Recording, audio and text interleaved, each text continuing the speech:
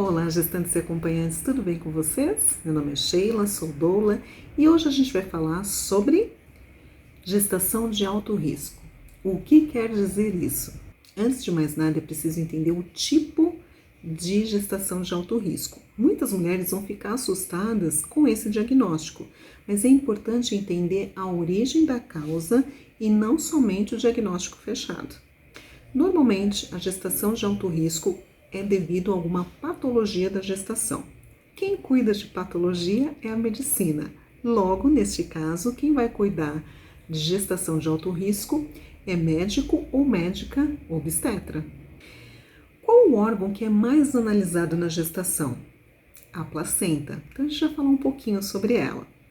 Ela é um órgão vascularizado e ela tem muitas ramificações. É como se fossem as ramificações de uma raiz no solo de uma árvore. A placenta ela começa a ser formada na anidação, que é quando o óvulo se encontra com o espermatozoide, ele vira um ovo e ele vai rolando até chegar no útero e por algum motivo que a gente ainda não conhece, ele escolhe uma região do útero para se fixar. Isso acontece mais ou menos depois de 4 semanas da concepção. Então, essa fixação, essa ramificação, ela acontece em 2 momentos. Então, a primeira invasão é no primeiro trimestre, com 14 semanas, e a segunda no segundo trimestre, com 28 semanas. Aí, a partir daí, a placenta está completamente fixa no útero. E ela deve permanecer assim até depois do nascimento do bebê. Essa ramificação, essas ramas na placenta, a gente chama de canalículos. São pequenos tubinhos onde ela vai se abraçando com o útero. Como a placenta ela evolui com o crescimento do bebê, ela precisa ter uma capacidade de fazer esse bebê sobreviver até o nascimento. Você sabe qual a função básica da placenta? É passar as moléculas de água, comida e oxigênio. É claro que também passa vírus, protozoários e medicamentos. Por isso que muitos exames são pedidos durante o pré-natal para investigar esse tipo de passagem e também a restrição dos medicamentos é porque eles podem afetar diretamente ao bebê. No mundo ideal, a placenta ela tem que estar 100% até depois do nascimento desse bebê. Então vamos pensar em uma questão de números. Como a placenta ela precisa estar plena para fazer com que esse bebê sobreviva até o final? Então imagina assim, que com 14 semanas o bebê precise de 100 quantidades de água, comida e oxigênio. Com 28 semanas, esse número sobe para 200. E depois, no terceiro trimestre, que é por volta de 36 semanas, esse número vai para 400. Sabe aqueles tubinhos que eu te falei, os canalículos, que é por onde passam as moléculas de água, comida e oxigênio? Vamos supor que eles entupam. Isso pode acontecer. Esse bebê ele vai receber menos água, comida e oxigênio. A placenta ela pode ter um mau enraizamento por conta disso no útero. E aí ela pode fazer uma vasodilatação no útero para que ela compense a entrada dessas moléculas para continuar a evolução desse bebê no útero. E isso vai aumentar a pressão arterial da gestante, que é a famosa patologia hipertensão gestacional. A hipertensão gestacional ela pode acontecer em 6% das gestações. Quanto mais tarde essa pressão se alterar, melhor é, considerando que no terceiro trimestre a placenta já está fixada.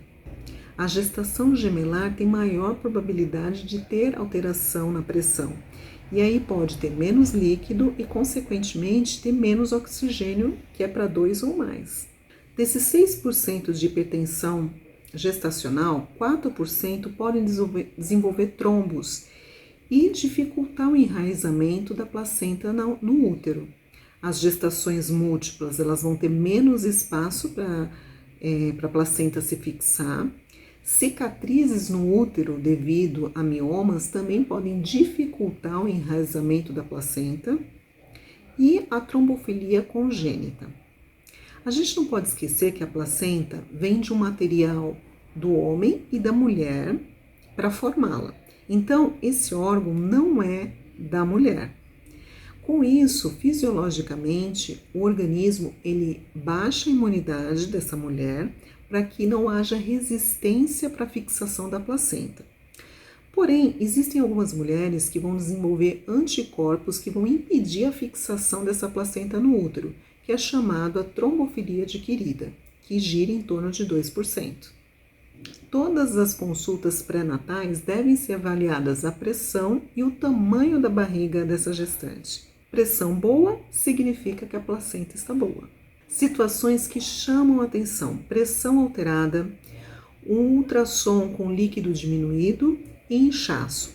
Essas podem ser peças que vão formar um quebra-cabeça e fechar o diagnóstico. Quando a placenta não está no seu melhor desempenho básico, ela não está passando para o bebê as moléculas suficientes de água, comida e oxigênio. Das 3 moléculas, a mais importante é a molécula de oxigênio.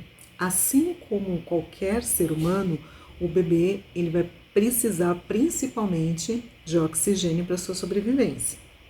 Menos água, desidratação, menos líquido amniótico, levando à patologia de oligoânio. Pouca comida desacelera o crescimento do bebê e leva à patologia de restrição de crescimento.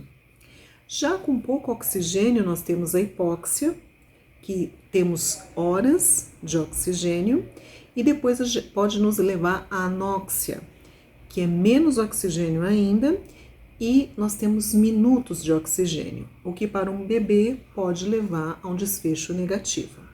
Em alguns casos, a placenta ela vai elevar a pressão arterial da gestante, vai aumentar o seu caninho, o seu canalículo, e vai estabilizar a sua função básica, que é a passagem de água, comida e oxigênio para o bebê. Só que tem situações em que isso não vai ser suficiente e a placenta vai continuar subindo a pressão materna. E aí isso pode evoluir para outras patologias, como a eclâmpsia, que é quando a gestante chega convulsionando no hospital. Normalmente a eclâmpsia ela não tem um exame laboratorial que a detecte preventivamente, mas existem sinais como pontinhos brilhantes na visão da gestante, tontura, isso tudo deve ser bem relatado para o médico que está acompanhando essa gestante, ou pode evoluir para uma pré-eclâmpsia, que são células dos rins que são afetadas, que é detectado por exames laboratoriais, ou pode evoluir para uma síndrome Helper, que ela atinge células do fígado e diminui a quantidade de plaqueta. Dificilmente uma gestante vai desenvolver todas essas patologias juntas. Então, com esse cenário todo desfavorável, a solução é cirurgia cesariana? Não. Como em qualquer cirurgia, a pressão arterial ela precisa estar estabilizada. O ideal é induzir.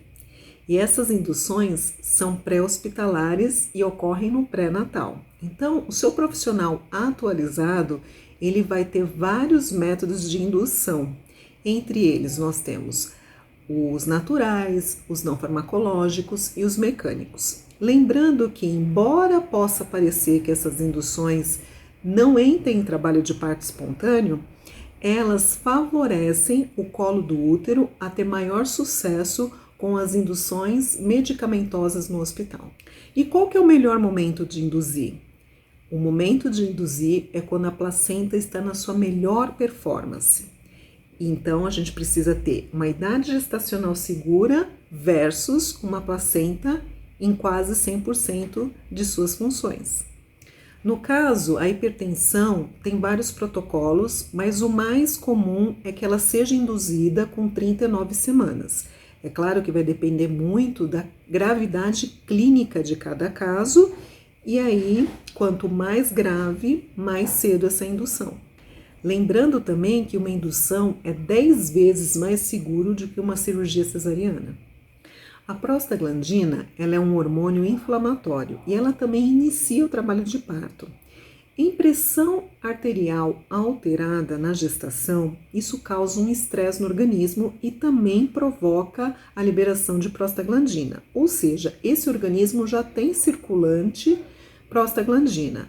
Associado às induções que também provocam a prostaglandina, o sucesso é muito maior da indução em gestações de alto risco do que em gestações de baixo risco, onde a gestante não tem nada. 3 pontos que vale a pena você anotar sobre a hipertensão gestacional. Primeiro, pressão alta não combina com cirurgia. Isso aumenta a quantidade de sangramento, aumenta os riscos de infecção e maior tempo de internação. Segundo, indução aumenta a probabilidade do favorecimento do seu colo de útero para o trabalho de parto.